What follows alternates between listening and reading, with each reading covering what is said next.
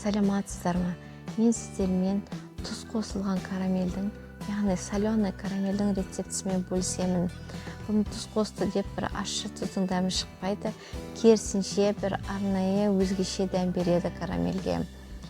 Міне бұл карамельді торттардың кремдеріне, болмаса начинкаға, капкейктің начинкасына қолдануға болады, өз алдына жеуге қолдануға болады. Капкейктерді әрлеуге қолдануға болады.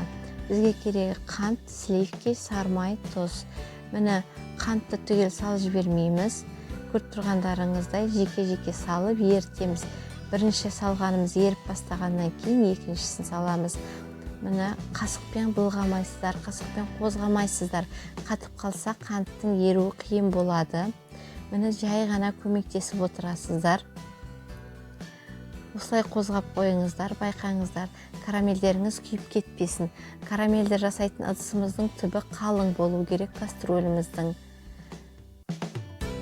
Әбден қант ерігеннен кейін қозғауға сол кезде ғана болады. Сливкимізді бұл кезде ысытып қоямыз, 90 градусқа шейін қайнатпаймыз, жай ысытамыз. Сливкиді бірден құйып жібермейміз. Қантымыз, салған сиропымыз тасып кетеді. Және жайлап құямыз. Күйіп қалмаңыздар, абайлаңыздар. Карамеліміздің біздің өзі ыстық, сүтіміз ыстық болғаннан кейін өте абайлап құюымыз керек. Одан кейін астын жақсылап, қозғап, араластырып, сливкиді құйған кезде отты өшіріп тастауға да болады. Болмаса өте бәсеңсітіп қою керек астына.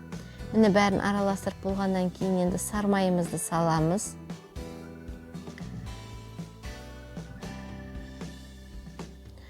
Сармайымызды салғаннан кейін тұзды салуға болады. Мен бір щепотка ғана салдым.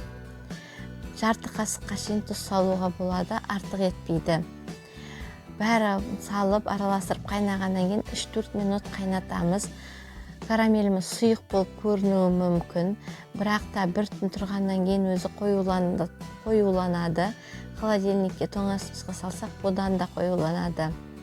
Міне жаңағы сұйық болып тұрған карамеліміз бір түн бөлме температурасында менде осындай қоюланды. Егерде бұдан да қою керек болса, рецептте берілген сливкиді аздау құюға болады. Міне көргендеріңіздей осындай өте дәмді әдемі карамелім шықты. Менде шыққан зат сіздерден де шығады. Жасаңыздар. Видеоны ақырына шейін қарағандарыңызға рахмет. Лайк басып комментарийларыңызды қалдырыңыздар. Маған жазылмасаңыздар жазылып қойыңыздар. Сіздермен болған үміткен.